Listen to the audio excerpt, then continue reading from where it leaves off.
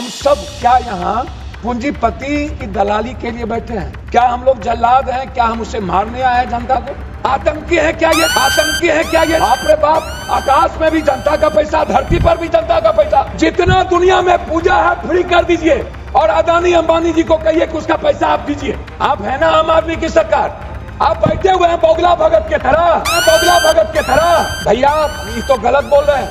ये जो रावण लोग हैं, दानव लोग, वो तय करेगी कि जनता कैसे जिएगा। सभापति जी कुछ कहें हमसे, सभापति जी कुछ कहें हमसे। जी आराम से, बहुत जोश में आराम से। एक ही मुर्गी को कितने जगह जब्बे करिएगा? One nation one tax.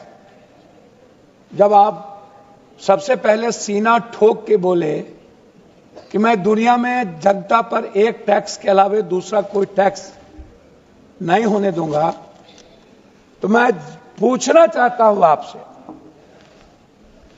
इन्होंने हम सब क्या यहां पूंजीपति या एयरलाइंस की दलाली के लिए बैठे हैं या जनता के खुशियों के लिए बैठे हैं?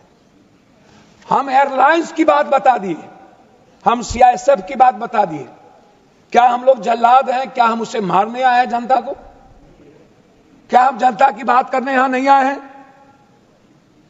जीएमआर कंपनी जो पैसे वसूलती है समोसा से, कपड़े से, दुकान से, क्या वो अपने घर भरेंगे? वो सीआईएसएफ को पैसा क्यों नहीं देंगे?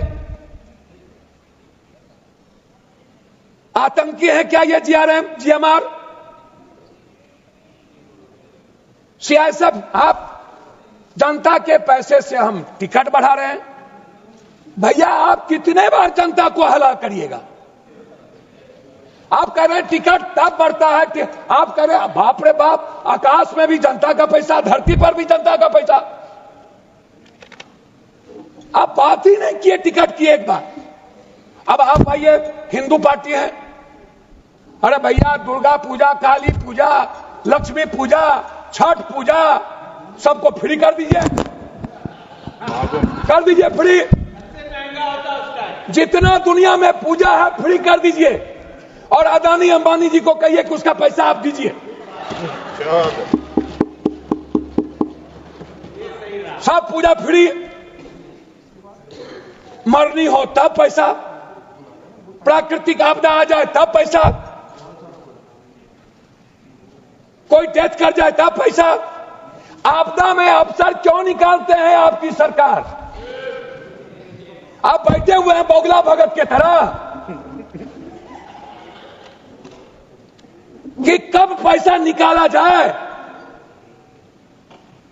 प्रवासी आपने अभी कह दिया 60 करोड़ लोगों ने किया। ये 60 करोड़ में सबसे ज्यादा कौन लोग हैं?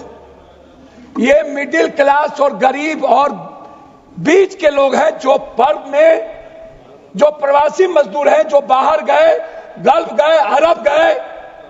अरे भैया जो बाहर जा रहे हैं कमाने के लिए उसको फिक्स कर दो, जो चिकित्सा में आ रहे हैं उसका भी फिक्स कर दो, जो पढ़ने बच्चे बाहर जा रहे हैं उसका भी फिक्स कर दो, जो एग्जाम देने बाहर जब हमारे घरेलू में जा रहे हैं उसका भी फिक्स कर दो।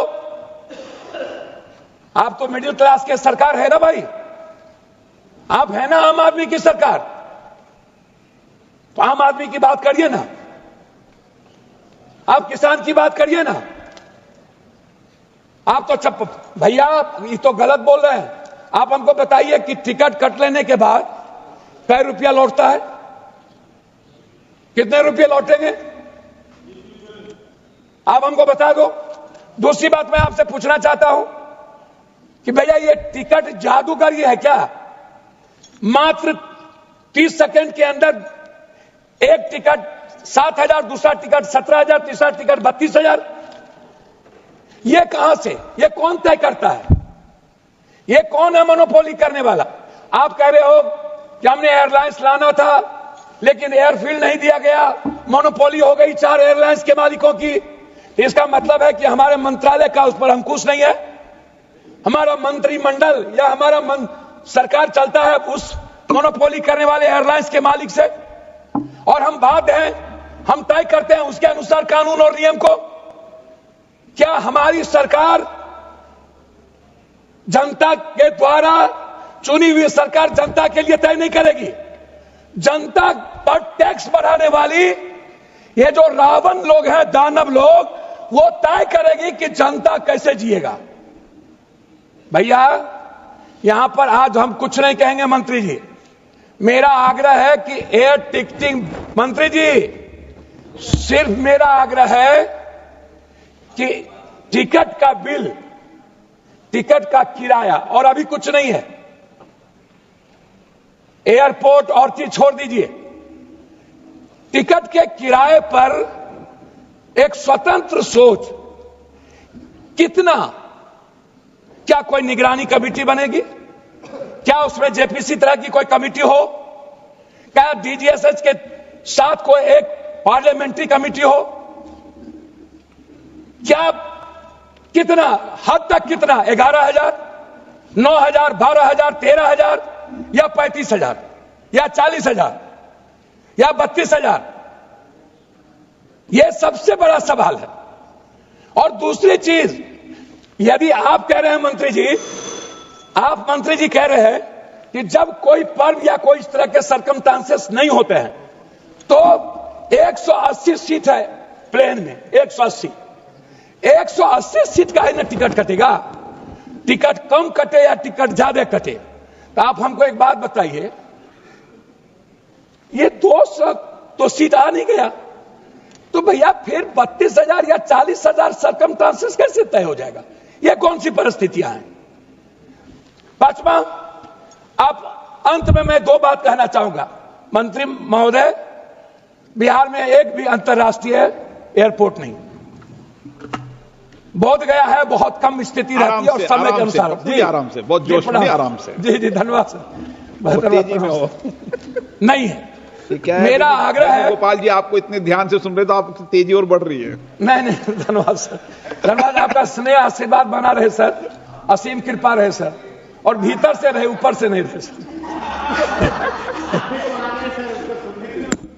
तो मेरा बस अंतिम आग्रह है आपसे कि पटना कोई अंतर्राष्ट्रीय एयरपोर्ट कोई भी, बाहर बगल में नेपाल है, श्रीलंका है, बांग्लादेश है, जापान अनडेवलप्ड कंट्री है। अब जैसे अरब जाते हैं हमारे यहां से ज्यादा गल्फ जाते हैं, तो अरब और गल्फ जाने के लिए अंतर्राष्ट्रीय प्लेन की शुरुआत की जाए। 28 जिला बौद्धिस्ट है, उसकी भी शुरुआत हो हमारे यहां। अब तो सीता की धरती हमारे लिए, हमारे अमित शाह जी ने कहा कि सीता बनेगा, तो उसका भी देखिए सीतामढ़ी में एक, सीतामढ़ी को डेवलप करने के लिए हो। अब कितना कब बनेगा मुझे नहीं पता। पूर्णिया को जल्दी से आप उद्घाटन कर दें, मेरे ख्याल से सितंबर में पूर्णिया का यदि उद्घाटन कर देंगे तो असीम कृपा होगी। अंत में आग्रह करूंगा माननीय अध्यक्ष महोदय जी, अब आपको सर, आपका ननिहाल है, हम आपके ममेरा भाई हैं, लेकिन आप ध्यान नहीं देते हैं हम पर, आप गड़बड़ आदमी हैं, तो आप भीतर से सही रहिए। हम आपका सब जानते हैं, दोनों भाई एक दूसरे को जानते हैं, इसलिए सही रहिए। तो इसीलिए मेरा आग्रह है माननीय मंत्री जी, जीएमआर के जितने एयरपोर्ट है उसके समोसे उनको थोड़ा कम करिए, सब्जी तब्जी को थोड़ा कम करिए, और खरीदारी चाउमीन भी नहीं खा पाते हैं और कोल्ड कॉफी भी हम नहीं पी पाते हैं, बड़ा दिक्कत है। एक कोल्ड कॉफी 700 रुपया में मिलता है, 600 रुपया।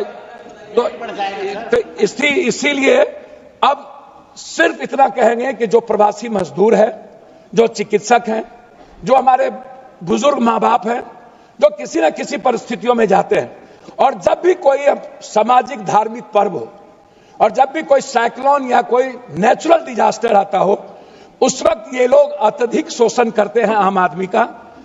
आप निश्चित रूप से कंट्रोलिंग पावर, मुझे बहुत कुछ कहना था लेकिन यही काफी है। आपसे सिर्फ इतना आग्रह है कि आम आदमी जो हमारी सरकार सोचती है, मैं आलोचना नहीं कर रहा हूं, सभी लोग यही सोचते हैं, बात बोलते हैं लेकिन कथनी करनी में फर्क है।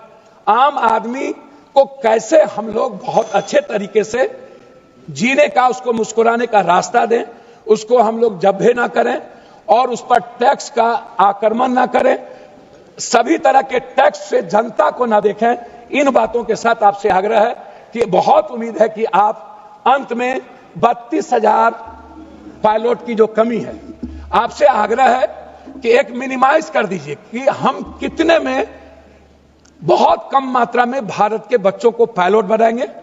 तो आप एक फिक्स करिए ताकि हमारे बच्चों की प्रतिभा आपकी तरफ जाए और एक अच्छे पायलट की व्यवस्था के साथ हम दुनिया के प्रतिभा में आगे जाएं। अब जबकि हम हैं, हमारे पास इकोनॉमी भी है, हम प्रतिस्पर्धा में आगे भी हैं और 150 करोड़ की आबादी है, इसीलिए हमसे बहुत उम्मीद है। बहुत बहुत धन्यवाद।